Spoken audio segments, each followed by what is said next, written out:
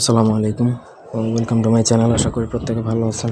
আজকে আমি আপনাদেরকে স্বামী স্ত্রীর ডিভোর্স, বিচ্ছেদ অথবা স্বামী স্ত্রীর তালাক করানোর একটা মঙ্গানুসা দিব।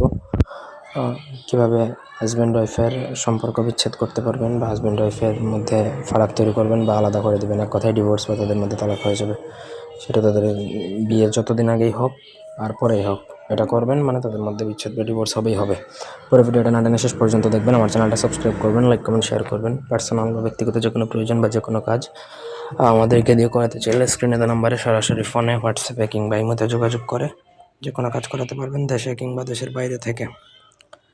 তো স্ক্রিনে যে নকশাটা দেখতে পাচ্ছেন, এটা আরবি এবং মগা দুইভাবেই দেওয়া, দুইটা ভাষাতেই উল্লেখ করা।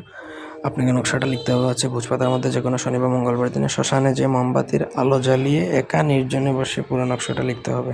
এবং নকশা ভোজপাতার মধ্যে লিখতে হবে অরিজিনাল আম্বরের কালি দ্বারা, অন্য কোনো কালি বা অন্য কোনো কাগজে লিখলে হবে না।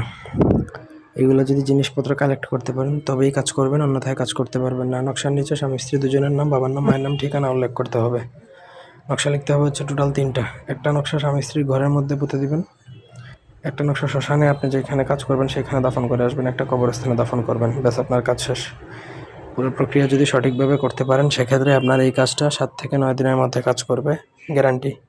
এটা কোনোভাবেই মিস্টেক করবে না। 1 সপ্তাহ থেকে 9 দিনের মধ্যে তাদের বিচ্ছেদ বা ডিভোর্স হবেই হবে। ঠিক আছে?